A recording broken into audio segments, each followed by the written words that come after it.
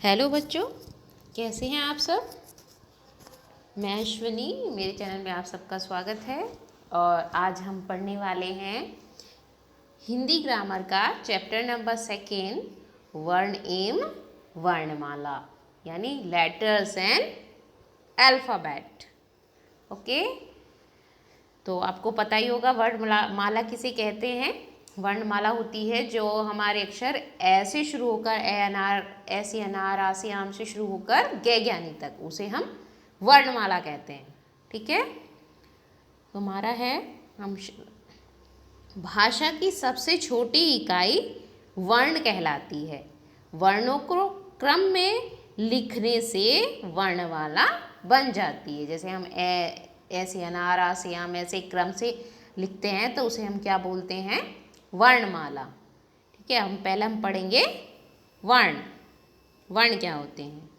जब हम जब भी कुछ बोलते हैं तो हमारे मुंह से कई ध्वनियाँ निकलती हैं। प्रत्येक ध्वनि को लिखने के लिए हम एक निश्चित चिन्ह का प्रयोग करते हैं। इन्हीं चिन्हों को वर्ण या अक्षर कहते हैं। जैसे ऊपर दिए गए चित्र में बच्चा पानी बोल रहा है। पानी बोलने पर उसके मुंह से ध्वनि निकलेगी। प प्लस आ प्लस न प्लस ई, ये क्या है, वर्ण। पानी कहने के लिए कौन कौन से वर्ण यूज होते हैं, प प्लस आ प्लस न प्लस ई। तो ये क्या बना, पानी। जो वर्णों को मिलाकर तो क्या बन गया, पानी। वर्ण भाषा की सबसे छोटी इकाई है।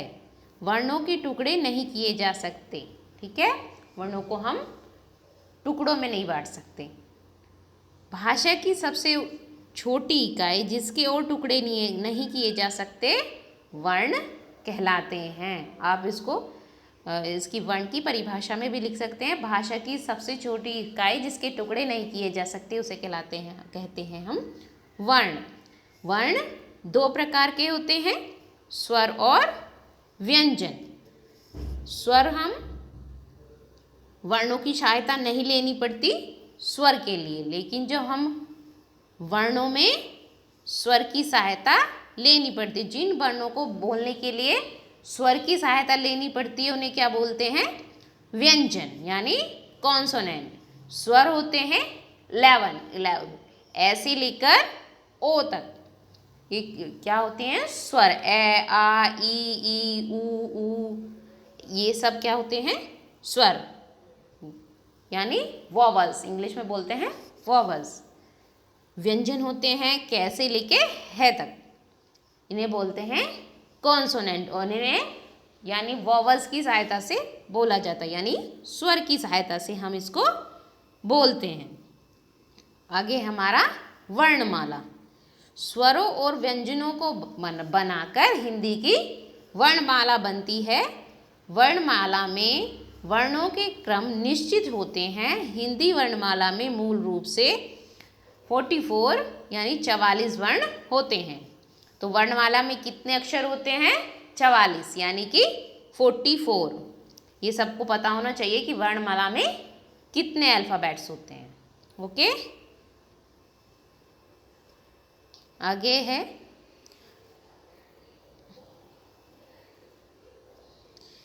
आप पिछली कक्षा में पढ़ चुके हैं कि सभी व्यंजनों के साथ ए स्वर लगाया जाता है। कोई भी व्यंजन बोलते हैं तो उसके साथ कै की ध्वनि निकलती है। जैसे कै बोलते हैं तो कै, कै, खे, तो बाद में ए का स्वर आता है ना, तो सभी के साथ ए बोला जाता है। जब हम व्यंजन स्वर के बिना लिखते हैं तब उनके नीचे हलंत लगाते हैं। जब स्वर के बिना लिखे जाते हैं तो उनके नीचे ये निशान आपको दिया हुआ, इसे हलंत बोलते हैं, इसे लगाते हैं। और इसमें अन्य ध्वनियाँ भी होती हैं, other sound of letters. Hindi भाषा में कुछ और ध्वनियाँ भी हैं जिनका बहुत प्रयोग किया जाता है। आइए जानते हैं इनके बारे में। अज्ञात स्वर यानी फॉरेन वॉवल। जैसे हम फुटबॉल लिखते हैं तो उसके ऊपर लगाते हैं ना अज्ञात स्वर। यह ध्वनि अंग्रेजी भाषा में से हिंदी में लाई गई है, यानी ये इंग्लिश लैंग्वेज से लिया गया शब्द है। अंग्रेजी शब्दों में शुद्ध उच्चारण के लिए इस चिन्ह का प्रयोग होता है, जैसे फुटबॉल, डॉक्टर, हॉल, ये ऊपर लगा हुआ है ना, तो इसे क्या बोलते हैं? अज्ञात स्वर। दूसरा है हमारा अनुस्वर, जो हम ध्वनि नाक बोलते हुए नाक से निकलती है, जैसे कंगन, शंख, अंगूर, पंख, ऐसे ये ना हम बोलते हुए ना नाक से आवाज आती है ना की, उसे क्या बोलते हैं हम? अनुस्वर। ओके, अब आता है अनुनांशिक। अनुनांशिक जिसमें पर चांद बिंदु लगाते हैं ना हम, जिन्हें बोलते हुए नाक और मुंह दोनों से ध्वनि निकलती है। जब हम बोलेंगे तो नाक और मुंह दोनों से आवाज आएगी, जैसे आँख, यानी मुंह से भी आवाज आ रही है और नाक से भी। चांद, सांप, हंसना, ऐसे इसे चंद्र बिंदु भी बोलते हैं। ठीक है, आगे है विसर्ग। इसे बोलने में है की आवाज निकलती है, जैसे प्रातः, नाम, छः, ऐसे इन्हें है की आवाज निकलती है। दो बिंदु लगाए जाते हैं, इसे बोलते हैं विसर्ग।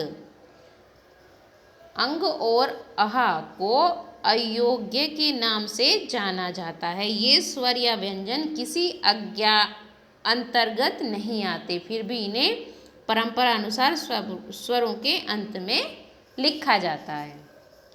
आगे है अतिरिक्त व्यंजन, यानी एडिशनल कॉन्सोनेंट।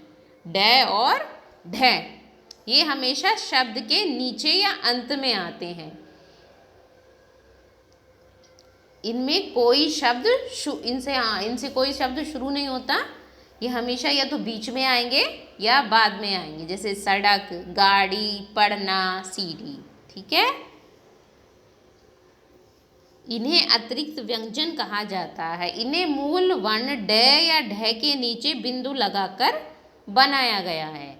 ज और फ ये ध्वनियाँ अरबी फारसी भाषाओं से आई हैं। इन्हें अज्ञात व्यंजन भी कहते हैं, जैसे जमीन, फकीर, ऐसे।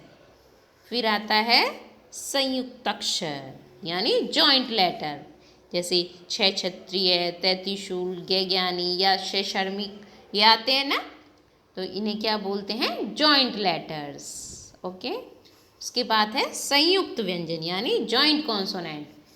दो अलग अलग व्यंजन एक साथ जुड़कर संयुक्त व्यंजन बनाते हैं। उन्हें पहला व्यंजन स्वर के बिना अर्थात आधा और दूसरा व्यंजन स्वर के साथ अर्थात पूरा आता है, जैसे कै, वक्त, ठीक है, सुक्ति, प्याज, प्यार, ऐसे।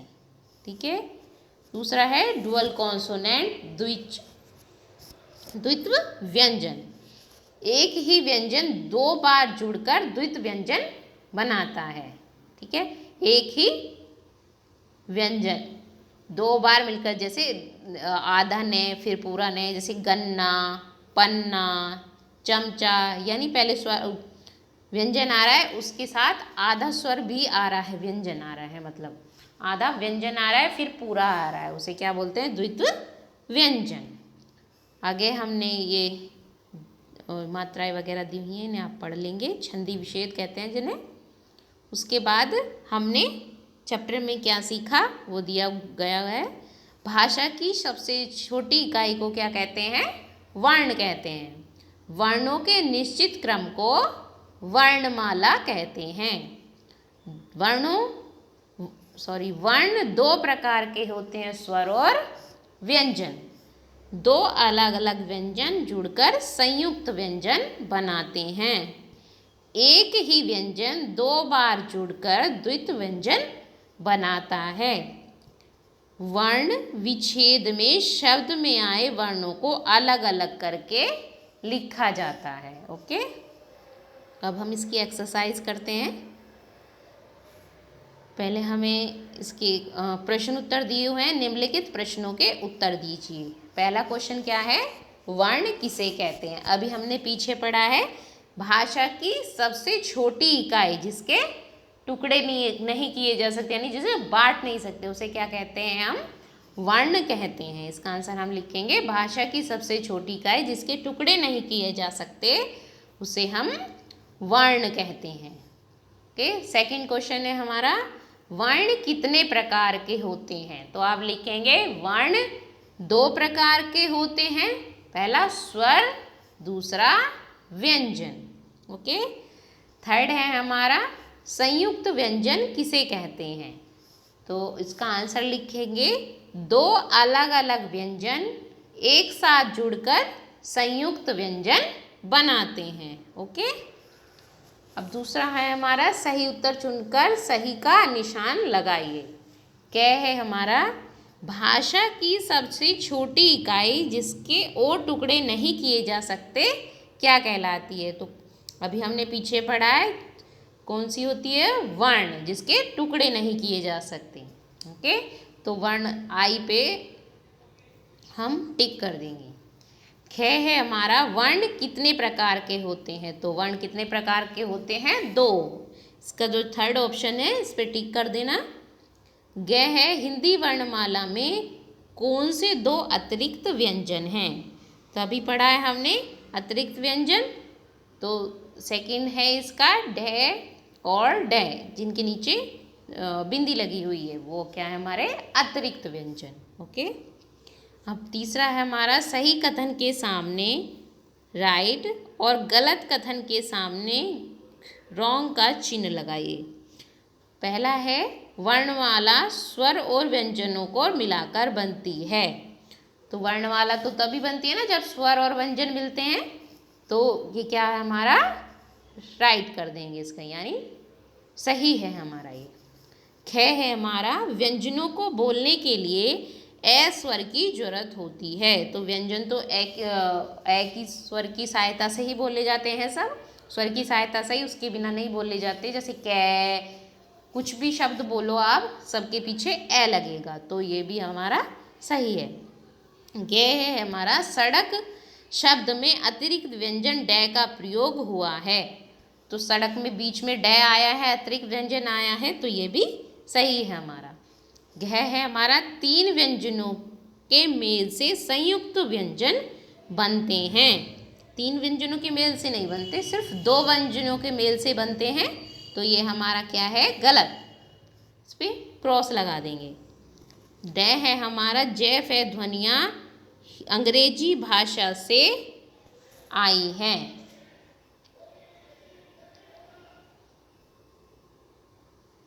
तो ये जय और फै ध्वनि अंग्रेजी भाषा से आई है? नहीं, ये आई है फारसी और अरबी भाषा से, तो ये भी हमारा क्रॉस आ जाएगा।